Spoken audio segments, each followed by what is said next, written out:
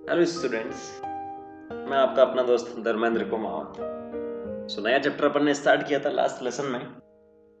पांचवा जो चैप्टर है, principle of inheritance and variation. Introduction, उसका परिचय अपन ने देख लिया था और आज के वीडियो लेसन में अपन बात करेंगे उसका नेक्स्ट पार्ट। जो लास्ट लेसन में उसका देखा था अपन ने, इस चैप्टर का सिस्टमेटिक तरीके से अपन स्टार्ट करेंगे कि जो वंशानुगति की अपन बात करते हैं उसमें जो साइंटिस्ट का रोल था, जो वैज्ञानिक थे, उन्होंने किस किस टाइप से दिया था, उनका जो समय था, उसी के आधार पर मेनली अपन इस चैप्टर को 3 पार्ट में पढ़ते हैं। ठीक है। मेन जो आनुवांशिकी के फादर थे, जनक थे, वो अपने पास कौन थे? मेंडल साहब थे। मेंडल आनुवांशिकी के जनक थे। तो मेंडल से पहले वाले जो थे उसे अपन बोलते हैं पूर्व मेंडलवाद। ठीक है। मेंडल से पहले जो साइंटिस्ट आए थे वो पूर्व मेंडलवाद में हो जाएगा। फिर उसके बाद में जब मेंडल आए थे तो वो अपने पास हो जाएगा मेंडलवाद। और मेंडल के बाद वाले जो साइंटिस्ट आए थे उसे अपन बोलते हैं पश्चिम मेंडलवाद। तो इन 3 पार्ट में अपन क्या करेंगे, इस चैप्टर को अपन यहां से पढ़ेंगे। पश्चिम मेंडलवाद, ये आपको नोट नहीं करना है, ये केवल मैंने आपको बताया है कि समय के आधार पर जो साइंटिस्ट थे, और मेन जो साइंटिस्ट थे वो मेंडल थे, क्योंकि फादर हैं जेनेटिक्स के। इन्हीं के आधार पर जो मेंडल से पहले जिन्होंने कुछ थ्योरीज दी थी वो पूर्व मेंडलवाद में आता है, फिर मेंडल ने दी थी, और उसके बाद पश्चिम मेंडलवाद, मेंडल के बाद के जो साइंटिस्ट थे वो आते हैं पश्चिम मेंडलवाद में।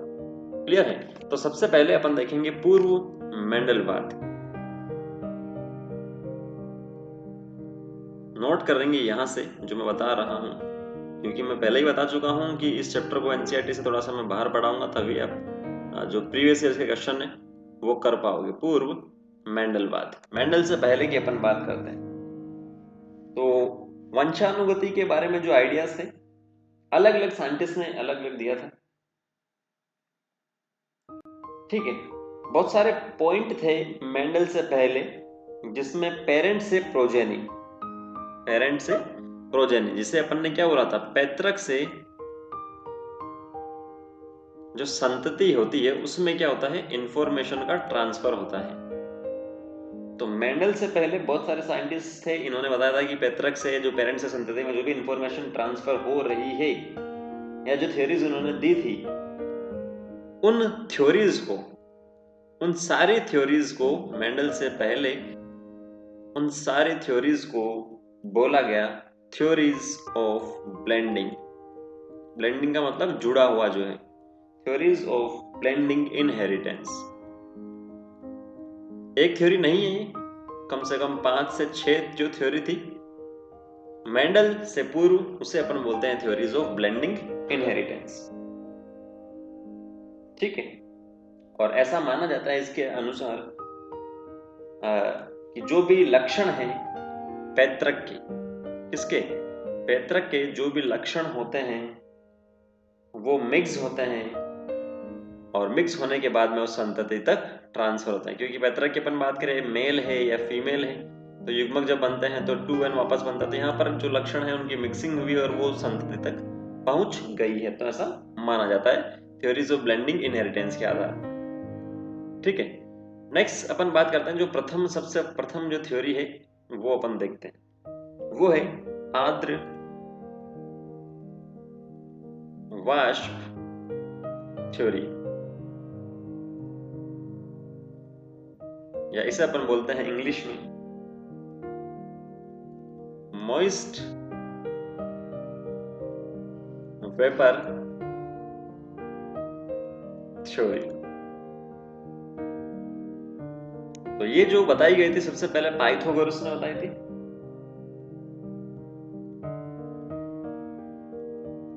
किसने? पाइथागोरस ने। इन जो थ्योरीज, इसमें अगर साइंटिस्ट के नाम आप याद ना रखो तो भी काम अपना बन जाएगा। 580 से 500 BC, बिफोर क्रिस्ट। ठीक है, ईसा मसीह जो थे उनसे पहले की अपन बात करते हैं। तो पाइथागोरस का ऐसा मानना था कि जितने भी, या जो प्रत्येक अंग है शरीर के, प्रत्येक अंग है, ठीक है, नर की अपन बात करते हैं, तो नर के शरीर का जो प्रत्येक अंग है वो बनता है किससे? वाष्प से, आर्द्र वाष्प से बनता है। और वो आर्द्र वाष्प जो से बन रहा है वो सेक्सुअल इंटरकोर्स जब होता है, सेक्सुअल इंटरकोर्स का मतलब लैंगिक प्रक्रियाएं जब होती है, तो नर के जो ऑर्गन है, जो प्रत्येक ऑर्गन है, उसका फॉर्मेशन होता है आर्द्र वाष्प से। क्लियर है? तो ये आप लोग लिख सकते हैं पाइथागोरस के अनुसार, पाइथागोरस के अनुसार नर के प्रत्येक अंग का निर्माण आर्द्र वाष्प से होता है।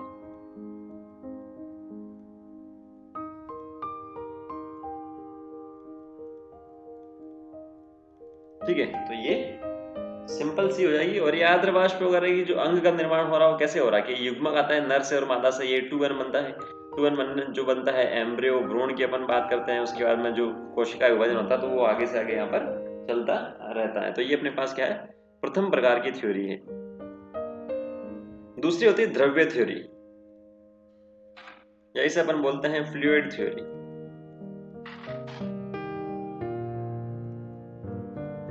ठीक है, फ्लूइड थ्योरी, द्रव्य का मतलब आपको समझ में आता है सिंपल सा, लिक्विड की वैसे अगर अपन बात करें तो ये बताई थी एम्पेडोक्लेस ने। एम्पेडोक्लेस ने, फिर से बोल रहा हूँ, साइंटिस्ट के नाम याद नहीं रखोगे तब भी बन जाएगी बात।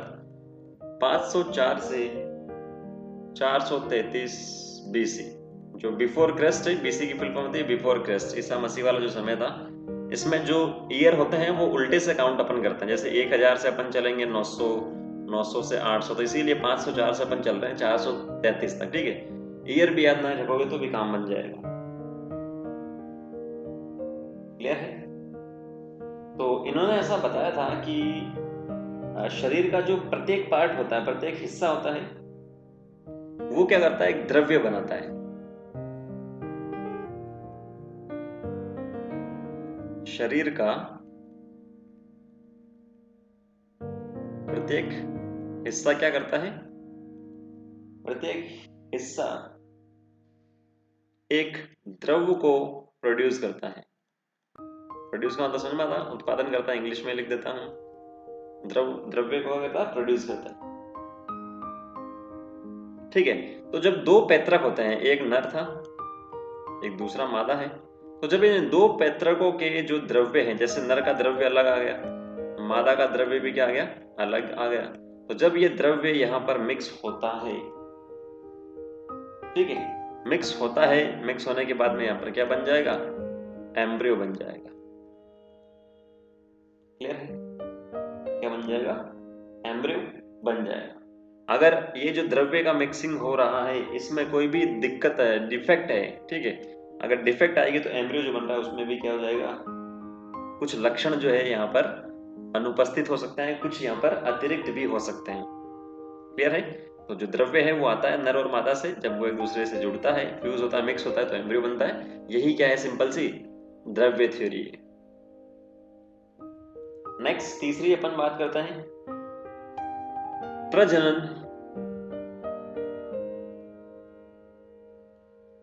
रक्त थ्योरी। इंग्लिश में इसे अपन बोलते हैं रिप्रोडक्टिव ब्लड थ्योरी। और ये बताई थी अरस्तु ने। अरस्तु का नाम तो आपने काफी बार सुना ही होगा। ठीक है, 384 से 322 बीसी के समय अरस्तु ने सोचा था कि मेल जो होता है कुछ उच्च रूप से जो शुद्ध है, प्यूरिफाइड फॉर्म है, प्रजनन बल जो रक्त है उसका निर्माण करता है। अरस्तु ने क्या सोचा था? जो नर है वो जो शुद्ध है, शुद्ध का मतलब जो प्योर है, क्या? ब्लड, शुद्ध जो ब्लड है, जो रक्त है, उसका प्रोडक्शन करता है। और इस ब्लड में शरीर के जितने भी पोषक पदार्थ होते हैं वो होते हैं। ठीक है, अरस्तु ने ऐसा बताया था। फीमेल की बात की थी, मादा की बात की थी अरस्तु साहब ने, तो मादा में भी इन्होंने बताया था। मादा में भी क्या होता है, ब्लड तो प्रोड्यूस होगा, रक्त तो यहां से क्या होगा, प्रोड्यूस होगा, लेकिन मादा में जो ब्लड होगा वो क्या होगा, अशुद्ध होगा, प्योर यहां पर नहीं होगा। ये एक इंपॉर्टेंट पॉइंट है यहां पर। ठीक है, तो जब दोनों प्रकार के रक्त जो है एक दूसरे के पास में आते हैं, समीप में आते हैं, इनका स्कंदन जब होता है, और स्कंदन होता है फीमेल की बॉडी में, जब मिक्स ही होते हैं, ठीक है, फीमेल की बॉडी में ही मिक्स होता है, तो मिक्स जब हो जाएंगे यहां से, तो मिक्स होने के बाद में क्या मिलेगा, एम्ब्रियो बन जाएगा। मिक्स तो मादा में के शरीर में होगा, चाहे फ्लूइड हो चाहे ब्लड हो, ठीक है, क्लियर है। ठीक है, मेनली जो है नर का जो रक्त होता है वो शुद्ध होता है, इसीलिए जो जाइगोट यहाँ पर बनता है या एम्ब्रियो जो बनता है उसमें जो भी लक्षण है उनको ज्यादा कंट्रोल नर करता है, ऐसा बताया था किसने, अरस्तु ने। बस इतना सा आपको ध्यान में रखना, और ज्यादा डिटेल से नहीं पढ़ेंगे। फोर्थ जो आता है नेक्स्ट डी, वो अपने पास है प्री फॉर्मेशन थ्योरी।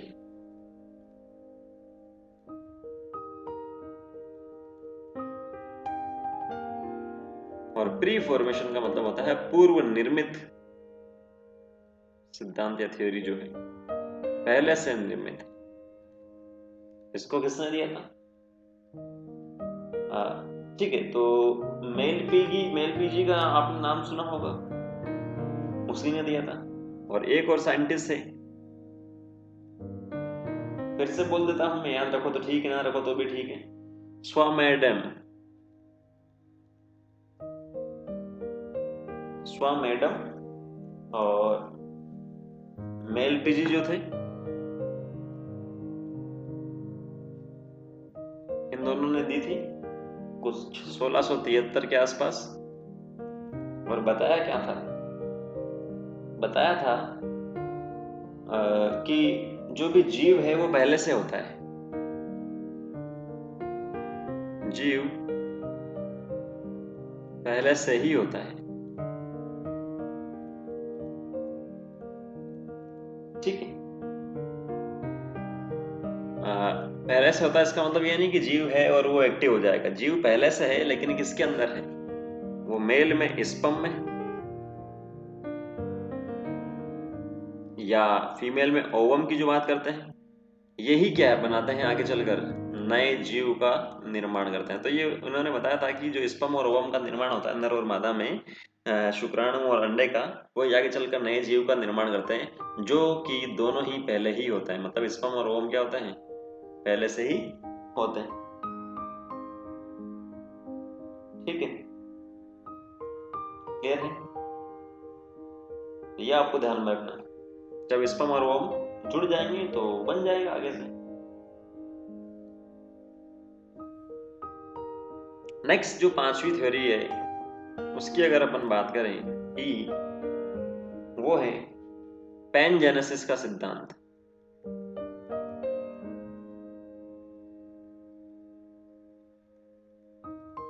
या थ्योरी ऑफ पैनजेनेसिस। अब इसमें क्या बताया गया था, साइंटिस्ट जो थे जिन्होंने दी थी वो थे मोपैटियस,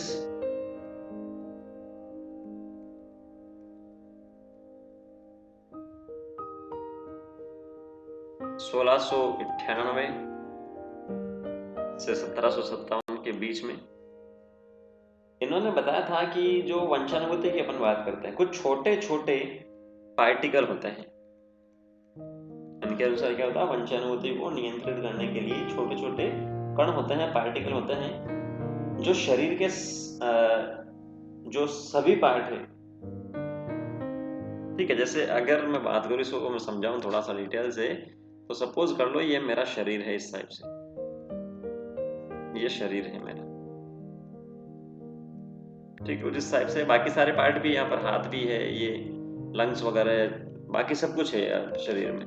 तो और ये मेरे नीचे है जो रिप्रोडक्टिव ऑर्गन है, जो जननांग है, वो है नीचे की ओर, तो शरीर के सभी हिस्सों से कुछ छोटे छोटे जो पार्टिकल हैं, शरीर के सभी हिस्सों से कुछ छोटे छोटे जो पार्टिकल होते हैं वो जननांग तक पहुंच जाते हैं। अब जब ये छोटे छोटे पार्टिकल इस जननांग तक पहुंच गए तो पहुंचने के बाद में ये बड़ा पार्टिकल जैसे इस टाइप से बना लेगा और जैसे ये इस टाइप से बना लेगा। ठीक है, तो ये यहाँ पर बन गए सर, एक दूसरे के साथ में जुड़ जाते हैं और जुड़ने के बाद में यहाँ पर करते हैं विभाजन, मल्टीप्लिकेशन इनका होता है कुछ इस प्रकार से। ठीक है, तो ये है अपने पास सिंपल सी क्या है, थ्योरी ऑफ पैनजेनेसिस। कुछ ऐसे पार्टिकल भी होते हैं किसी भी जो नर के या मादा के, जो दूसरे जो सेक्स है जैसे नर और मादा, तो सपोज कर लो नर के जो कुछ ऐसे पार्टिकल है जो मादा वाले पर क्या होंगे, प्रभावी होंगे, तो नर वाले प्रभावी हो जाएंगे और मादा वाले क्या हो जाएंगे, अप्रभावी हो जाएंगे। कुछ ऐसे होंगे जिसके अंदर मादा वाले प्रभावी हो जाएंगे और नर वाले क्या हो जाएंगे, अप्रभावी यहाँ से हो जाएंगे। तो डिपेंड करेगा किस टाइप का फैक्टर है। ठीक है, डार्विन जो थे, डार्विन नाम का जो साइंटिस्ट थे, उन्होंने इस थ्योरी को थोड़ा सा रूपांतरित किया, मॉडिफाइड किया और सोचा कि जो कायिक कोशिकाएं होती है, कौन सी, दो प्रकार की कोशिकाएं होती है, तो डार्विन साहब ने बताया था कायिक कोशिकाओं के बारे में। दो प्रकार की कौन कौन सी होती है, एक तो कायिक होती है और दूसरी होती है जननिक, जिससे स्पर्म, शुक्राणु या अंडे का निर्माण होता है, और बाकी सारी कोशिकाएं होती है कायिक। तो डार्विन साहब ने बताया था कि जो कायिक कोशिकाएं होती है,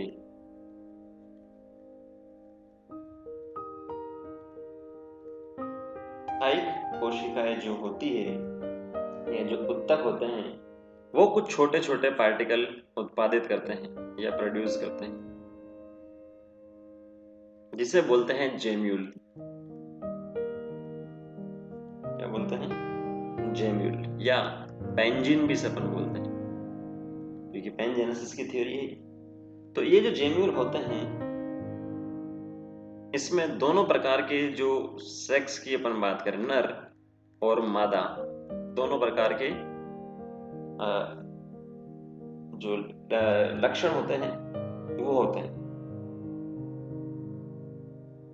अच्छा सॉरी, एक छोटा सा करेक्शन है यहाँ पर, इसमें जेम्यूल जो होता है उसमें जो अपन बात करें जो पैतृक, जेम्यूल के अंदर क्या होता है, एक तो पैतृक लक्षण इसके अंदर होंगे, मतलब जो अपने को माता पिता से प्राप्त होते हैं, प्लस दूसरा उपार्जित भी होते हैं, उपार्जित लक्षण। जैसे मैं धूप में बैठा 10 घंटे तो काला हो गया कलर मेरा, 10 दिन तक बैठा तो काला हो गया, तो पैतृक जो है इसमें नर और मादा दोनों हो जाएगा, जो मैं पहले आपको बता रहा था। और एक्वायर्ड जो अपन ने उपार्जित किया है एनवायरमेंट से, वो दोनों होते हैं किसके अंदर, इस जेम्यूल के अंदर होते हैं।